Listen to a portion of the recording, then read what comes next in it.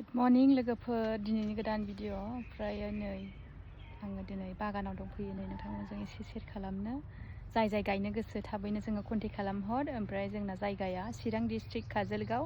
नोंथांमोना कल खालामबानो जोंनाव मोनगोन आरो एभेलेबल दं फुलिया।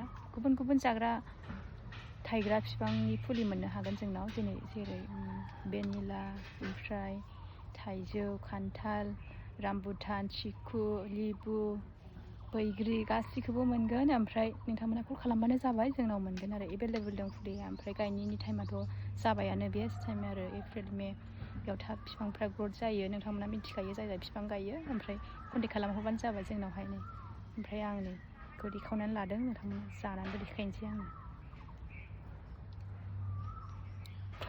गोदै आरो आंथ' जाबाय थाखायो, नोंथांमोना नुखायो ब्लगाव। ओमफ्राय माबाफोर सोंहरनो गोसोब्ला कल खालामबानो जाबाय, नङाबा कमेन्टफ्राव सोंहरबानो जाबाय, जोङो रिप्लाइखौ होखायो, जेबो नङा। ओमफ्राय मार्केटनि प्रब्लेम गैया, नोंथांमोना मार्केटनि सिन्था जाबाय थायोना, सिन्था जानो नाङा, मार्केटनि प्रब्लेम गैया जेबो। ओमफ्राय बेखिनियानोमोन आरो लोगोफोर दिनैनि भिडिअ'आ।